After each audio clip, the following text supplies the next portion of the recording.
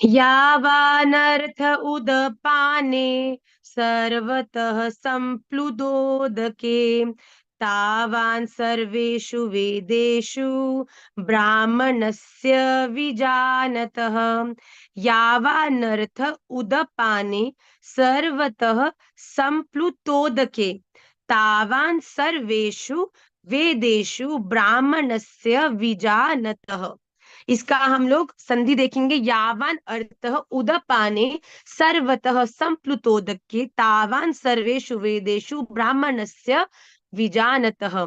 सर्वतः मतलब सब ओर से, संप्लुतोदके परिपूर्ण जलाशय के प्राप्ते सती प्राप्त हो जाने पर। लाडली के लाडला जी, मैं आपको क्लास से बाहर कर दूंगी बेटा, अगर आपने स्क्रीन पर किसी भी प्रकार के पेन को चलाया। Please maintain the decorum of the class, this will not be tolerated if you do it again. उदपाने छोटे जलाशय में मनुष्य का यावान जितना अर्थ प्रयोजन अस्ति रहता है, विजानतः ब्रह्म को तत्व से जानने वाले ब्राह्मणस्य ब्राह्मण का सर्वेषु समस्त वेदेषु वेदों में तावान उतना ही प्रयोजन रह जाता है। देखिए, बड़ी समझने की बात है कि यहाँ पर ब्राह्मण किसको गया कहा गया है। ये कोई जाति से ब्राह्मण को ब्राह्मण नहीं कहा गया है। यहाँ पर महापुरुष को ब्राह्मण कहने का तात्पर्य है कि जिसने पूर्णता को प्राप्त कर लिया है, अर्थात जो व्यक्ति भगवान के परम ज्ञान को, परम प्रेम को समझ गया है, उसे यहाँ पर ब्राह्मण कहा गया है। यहाँ क्या कह रहे हैं भगवान? सब तरफ से परिपूर्ण महान जलाशय के प्राप्त हो जाने पर छोटे गड्ढे में भरे हुए जल में मनुष्य का जितना प्रयोजन रह जाता है, मतलब कि अगर एक व्यक्ति को एक तरफ एक छोटा सा गड्ढा मिले जिसमें जल भरा है, और दूसरी ओर उसे पूरा बड़ा जलाशय जो कि स्वच्छ जल से भरा है वो प्राप्त हो जाए, तो आपको क्या लगता है वो किसकी तरफ जाएगा? ये तो समझदारी का विषय है कि वो बड़े जलाशय की तरफ ही जाएगा।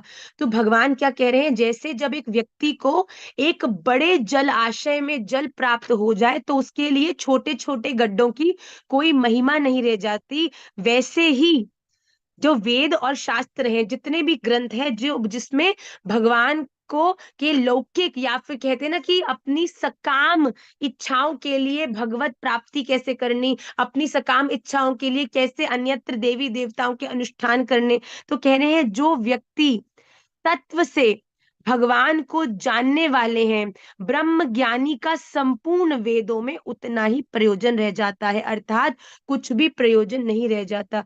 जब जीवन का लक्ष्य निष्काम भक्ति और भगवान के चरणारविंद की प्राप्ति और उनके प्रेम की लालसा हो जाती है, तब इस संसार के छोटे मोटे लोकाचार वाले सुख में एक वैष्णव का कोई भी प्रयोजन नहीं रहता, क्योंकि उसको पता है कि इस संसार में होने वाले सुख तो मुझे उस जलाशय की तरह सीमित ही जल जीव सीमित ही सुख देने वाले हैं, पर अगर मैं भगवान के चरणाश्रित हो गया तो उनके चरणों का जो सुख है वो परम है, वो चैतन्य है, वो अविनाशी है, वो कभी भी खत्म नहीं होने वाला। तो तत्व से भगवान को जानने वाले व्यक्ति के लिए जो जो ज्ञान सब शास्त्रों में दिया हुआ है वो उसका फिर कोई प्रयोजन, जब प्रेम हो गया तो कौन कैसा है कैसा नहीं है उसको प्राप्त करना है करना नहीं है, सब कुछ एक तरफ होता है और प्रेम एक तरफ होता है। प्रेम किसी से भी हो जाए, अच्छा बुरा टेढ़ा सीधा कोई भी हो, प्रेम तो प्रेम ही होता है। प्रेम के आगे तो बड़े बड़े झुक जाते हैं। तो यहाँ कह रहे हैं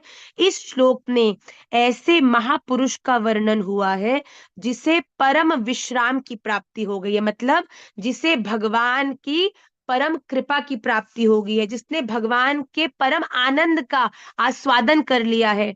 परम विश्राम की प्राप्ति होने पर फिर किसी क्रिया तथा पदार्थ की आवश्यकता नहीं रहती, वह पूर्णता को प्राप्त हो जाता है। ऐसे महापुरुष को ब्राह्मण कह के भगवान ने संबोधन किया है। ऐसे महापुरुष को ब्राह्मण कहने का तात्पर्य ये है कि जिसने पूर्णता को प्राप्त कर लिया है, वास्तविकता में वही ब्राह्मण है। ब्राह्मण का अर्थ ये नहीं है जो सदा अतृप्त रहे, जिसका ज्ञान भी पूर्ण ना हो। ब्राह्मण वो है जो संपूर्ण तृप्त होते हुए विश्राम की स्थिति में पहुंच चुका है, जो उस परमानंद की स्थिति को अपने जीवन में प्राप्त कर चुका है। आइए अगले श्लोक में देखिए भगवान क्या कह रहे हैं। इस श्लोक को भी हमें हृदयस्थ करना है। Very very important shloka, one of the most important shlokas of Shrimad Bhagavad Gita. कर्मण्येवाधिकारस्ते मा फलेषु कदाचन, मा कर्म फल हेतुर्भुर्मा ते संगोस्त्व कर्मणि। कर्मणि एव अधिकारः ते मा फलेषु कदाचन, मा कर्म फल हेतु भूः मा ते संगः अस्तु अकर्मणि। ते मतलब तेरा, कर्मणि कर्म करने में, एव ही अधिकार अधिकार है, उसके फलेशु फल में, कदाचन कभी, मां नहीं। इसीलिए तू कर्म फल हेतु, कर्मों के फल का हेतु मतलब कर्मों के फल के फल में माभू मत हो। तेरी अकर्मणि, कर्म न करने में भी, संग आसक्ति मान अस्तु हो। यहाँ पर क्या कह रहे हैं, एक व्यक्ति के जीवन में कर्म करना ही उसके लिए सबसे बड़ा धर्म है। अगर आप ये भी सोचो कि अरे कर्म करेंगे तो कर्म बंधन में फंसेंगे तो हम कर्म नहीं करें, ये भी श्रेय नहीं है, ये भी श्रेष्ठ नहीं है। भगवान कहते हैं एक मनुष्य के जीवन में एकमात्र उसका कर्म करने में ही अधिकार है। अगर हम फल में फंसेंगे तो हो सकता है फल की इच्छा के कारण कभी ना कभी गलत कर्मों को जीवन में संपादित करें। इसीलिए भगवान कह रहे हैं तू कर्म कर, और कर्म भी स्व सुख की इच्छा नहीं बल्कि दूसरों के हित का ध्यान करते हुए अपने जीवन में कर्म कर। गुरु और गोविंद की प्रसन्नता का ध्यान करते हुए जीवन में कर्म कर। और जब तू इस प्रकार के कर्म करेगा और उससे आने वाले किसी भी प्रकार के फल में अटैच नहीं होगा, फल में भी कभी तू आसक्त नहीं होगा, अतः तू कर्म फल का हेतु भी मत बन कि अगर मैं ये करूंगा तो मुझे ये मिल जाएगा, मुझे ये मिल जाए तो मैं ये कर लूंगा। इस प्रकार की बुद्धि को भी अपने जीवन में मत रख, और तेरी कर्म न करने में भी आसक्ति न हो नहीं होनी चाहिए। भगवान को एक सबसे ज्यादा प्रसन्नता क्या प्रदान करती है, जब एक व्यक्ति अपने जीवन में सही कर्मों को करता है। सही कर्म का अर्थ मैंने अभी बताया, वो कर्म जो सबके हित का हो, वो कर्म जो आपके गुरु और गोविंद को प्रसन्न करे। इस प्रकार के कर्म को जब एक व्यक्ति अपने जीवन में करता है, तब वो कभी भी कर्म बंधन में नहीं फंसता। एक कर्म विभाग करना है और एक फल विभाग होना है। करना मनुष्य के अधीन है, मतलब कि हमारे जीवन में हमें क्या करना है ये हम निर्णय ले सकते हैं। आज मुझे दिल्ली जाना है, वृंदावन नहीं जाना, ये मेरा निर्णय है, ये मेरे अधीन है। आज मुझे वृंदावन जाना है, दिल्ली नहीं जाना, ये मेरे अधीन है। पर जब हमने निर्णय ले लिया, कर्तव्य कर लिया, हमने कर्म कर लिया, अब उसके होने वाले फल के अधीन हम हैं, वो हमारे अधीन नहीं है। जैसे कि मैं कहूं सुधांशु, सुधांशु के माँ, हमारे जीवन में जो कर्म है वो भी तो हम ही करते हैं। तो हमें जब भगवान ने ऑलरेडी हमसे कोई कर्म करा दिया है, भगवान ने चयन किया हुआ है कि हमें ये कर्म करना है, तो फिर हम बुद्धि क्यों लगाएं कि क्या कर्म करना है क्या नहीं करना। ये गलत है। भगवान ने हमें विवेक दिया है, भगवान ने हमें ये शक्ति दी है कि हम अपने जीवन में कौन सा कर्म करना है उसका निर्णय लें। फिर कर्म करने के बाद जो फल आएगा उसमें हमारी कोई भी हमारा बल नहीं चलेगा। जैसे कि मैं सुधांशु को कहूँ, सुधांशु एक पैर पे खड़े हो जाओ। अब ये सुधांशु का निर्णय है कि सुधांशु अपने लेफ्ट पैर को उठाएगा कि राइट पैर को उठाएगा, लेफ्ट पैर पे खड़ा होगा कि राइट पैर पे खड़ा होगा। अब एक बार जब सुधांशु ने लेफ्ट पैर उठा लिया, अब वो अपने राइट पैर पर निर्भर हो गया। अब उसको कुछ भी करना है तो वो राइट पैर से ही करेगा, अर्थात उसने जो निर्णय लिया उसके अनुसार उसका जो फल है वो जीवन में घटित होगा। तो इसलिए बड़ा जरूरी है, ये नहीं सोचना भगवान ने तो सब लिख दिया है तो हम कुछ भी करते रहे, सब भगवान की इच्छा, भगवान की इच्छा नहीं। हमारे को भगवान ने विवेक दिया है कि हम अपने कर्मों का चयन करें, और फिर उन कर्मों के अनुसार हमारे जीवन में प्रसन्नता, सुख, दुख, ये सब अपने कर्मों के द्वारा, मतलब कर्म का अर्थ केवल दिखने की चीज नहीं है। कर्म का अर्थ उसके पीछे का उद्देश्य भी होता है। तो भगवान कहते हैं कि एक प्रारब्ध से अथवा परमात्मा के विधान से मनुष्य को जो कुछ मिला है उसे अपने भोग में न लेकर दूसरों की सेवा में लगाना ही मनुष्य का कर्तव्य है। अर्थात मनुष्य को जीवन में हर कर्म को सबका हित सोचते हुए करना चाहिए। आइए तृतीय श्लोक में बढ़े। योगस्थ कुरु कर्माणि संगम त्यक्त्वा धनंजय सिद्धय सिद्धयो सिद्धयो यो समो भूत्वा समत्वं योग उच्यते। योगस्थ कुरु कर्माणि संगम त्यक्त्वा धनंजय सिद्ध्यो समो भूत्वा समत्वं योग उच्यते। योगस्थ कुरु कर्माणि संगम त्यक्त्वा धनंजय सिद्धयो समः भूत्वा समत्वम योग उच्यते। इसका संधि है। हे धनंजय, संगम, तू आसक्ति को त्यक्तवा त्याग कर, अटैचमेंट को छोड़कर, तथा सिद्धयो सिद्धि और असिद्धि में समान बुद्धि वाला भूतवा होकर योगस्थ योग में स्थित हुआ, कर्माणि कर्तव्य कर्मों को कुरु कर, समत्वम समत्व ही योग उच्यते कहलाता है। Very very very very very important श्लोक, प्लीज वेरी अटेंटिव। भगवान यहाँ क्या कह रहे हैं? तू आसक्ति का त्याग करके, हमारे जीवन में आचरण क्या होता है? हम जिनसे अटैच्ड हैं, हम उनके लिए अच्छा करना चाहते हैं, उनके प्रति अपने जीवन के सब कर्मों को कि उनको सुख मिले उसके लिए करना चाहते हैं। पर जिनको हम पसंद नहीं करते उनके लिए हम बुरा भी करना चाहते हैं, उनके लिए हम बुरा भी सोचते हैं, उनके लिए हम प्रार्थना भी करते हैं कि ये इसका सब कुछ नष्ट हो जाए, इतना अहंकारी है, इतना ये है। भगवान कहते हैं ऐसा व्यक्ति भी मुझे प्राप्त नहीं होता। मुझे कौन प्राप्त होता है? जो अपने जीवन में समत्व रूपी योग को करने का प्रयास करता है। समत्व मतलब जो मेरे संग अच्छे हैं उनके संग मैं अच्छा हूं, जो मेरे संग बुरे हैं उनके लिए भी मैं बुरा नहीं चाहता। मैं उनकी तरफ बुरा नहीं, कोई हमसे गलत तरीके से बात करे, कोई हमें देख के मुंह बनाए, पर ये हमारे हाथ में है कि हम फिर भी उसे देखकर मुस्कुरा दे। क्योंकि अगर कोई हमें देखकर बुरे मुंह बना रहा है और हमने भी उसे देखकर बुरा मुंह बना दिया, अगर कोई हमें गधा कह रहा है और हमने उसको उल्टा कह दिया कि तू महागधा है, तो उसके और हम में कोई अंतर नहीं है। आपके जीवन का भजन, आपके जीवन का ज्ञान सब शून्य है अगर आपने भी दूसरों से प्रवोक होकर उन्हीं की भाषा में उन्हें उत्तर दे दिया। तो भगवान कहते हैं तू आसक्ति का त्याग कर, मतलब इन अटैचमेंट से मुक्त होकर।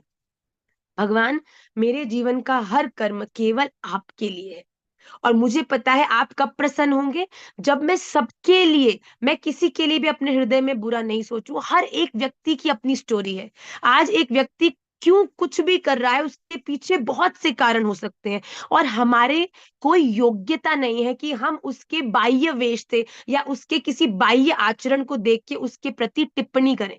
और जिस क्षण एक व्यक्ति उस किसी भी व्यक्ति के प्रति दोष दृष्टि या टिप्पणी करता है, तो आप समझ लीजिए वो न जाने कितनी अनंत योनियों में फंसने के योग्य अपनी वाणी को फंसा रहा है। तो भगवान कहते हैं तू सिद्धि और असिद्धि, खुशी दुख, जय विजय, पराजय, तू लाभ हानि, तू इन सब चीजों में सम हो जा।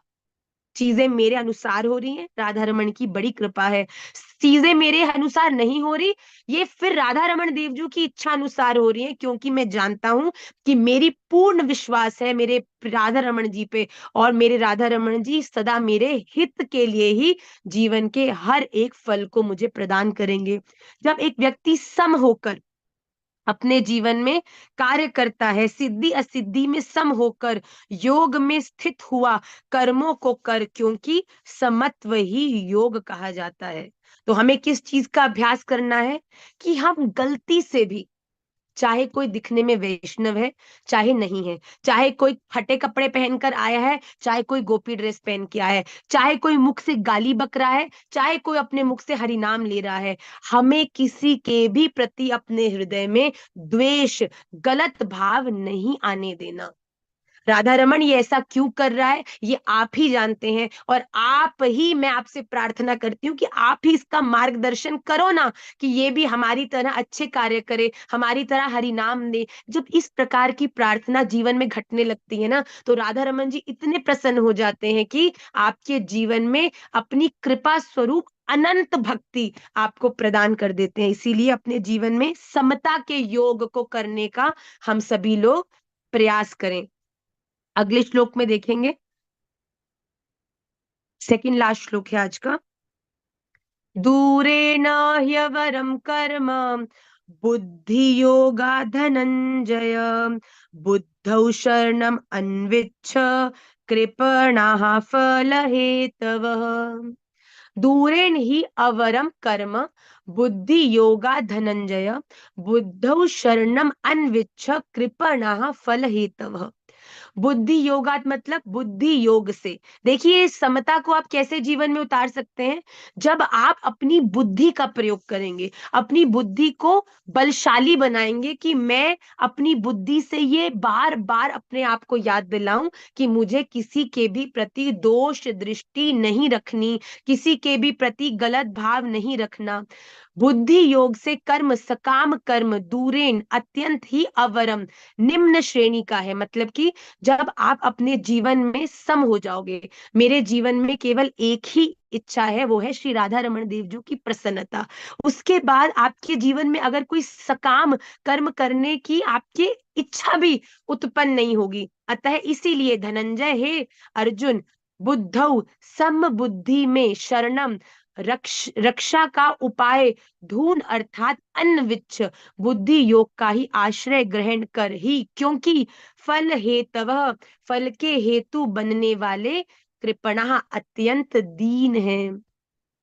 जो सदा फल की इच्छा में ही फंसे रहते हैं, वो बेचारे सदा इस संसार चक्र में ही, कभी छिपकली, कभी कुत्ता, कभी मेंढक, कभी चूहा, कभी कुछ कुछ कुछ बन बन के बार बार इन्हीं योनियों में घूमते रहते हैं। बुद्धि योग मतलब बुद्धि योगा अर्थात समता, समत्व योग।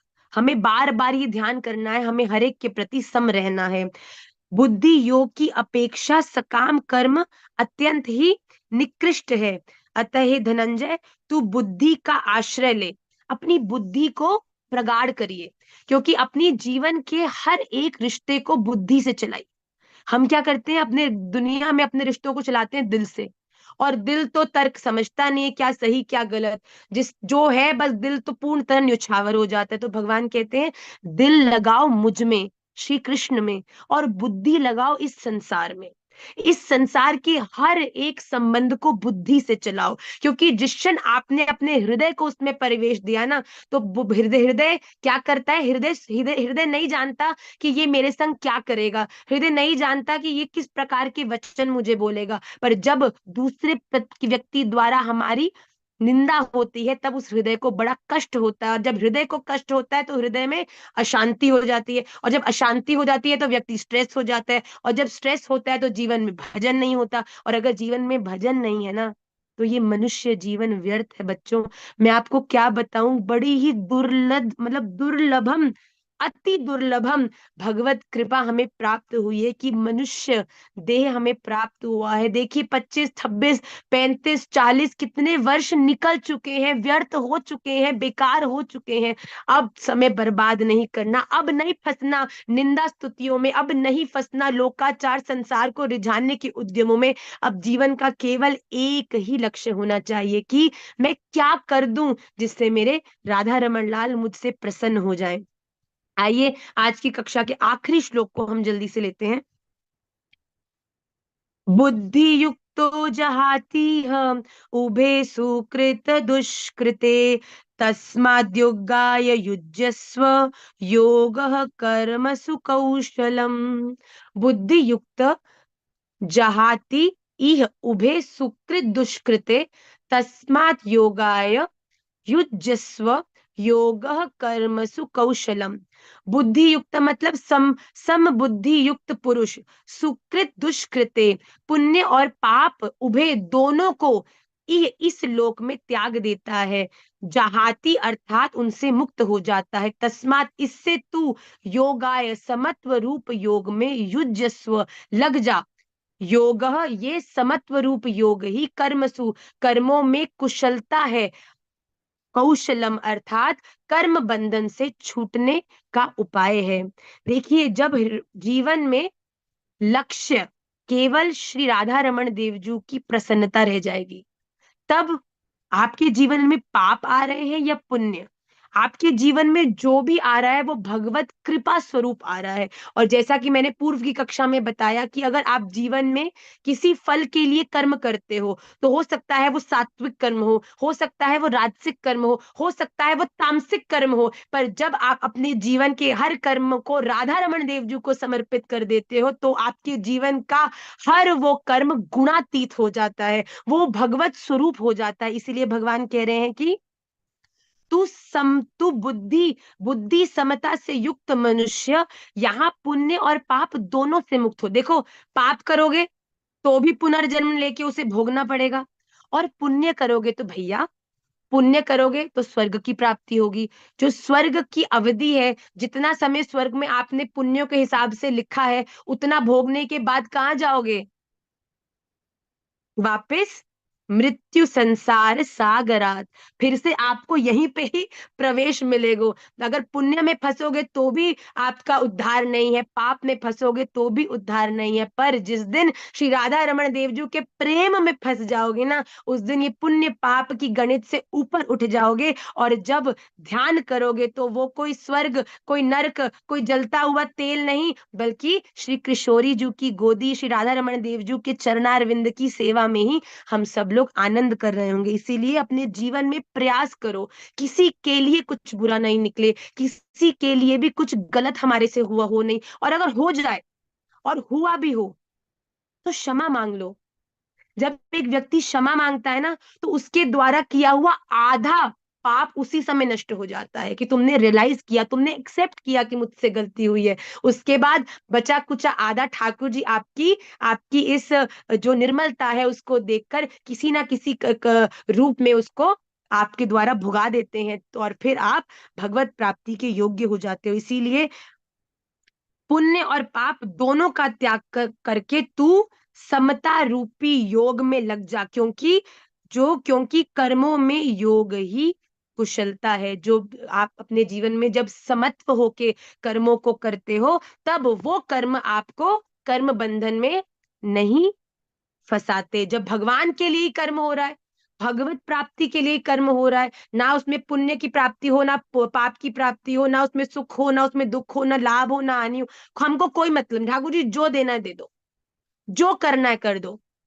जो बना दोगे बन जाएंगे, जहां भेजो वहीं जाएंगे।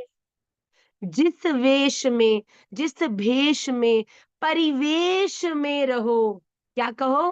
राधा रमन, राधा रमन, राधा रमन कहो। केवल इतनी बात है। अपने जीवन में सब कुछ करते जाओ, पर राधा रमन जी को प्रत्यक्ष करके जब बढ़ोगे, तो इस धरती के किसी भी कर्म में वो सामर्थ्य नहीं कि आपको पुनर्पि इस कर्म बंधन में फंसा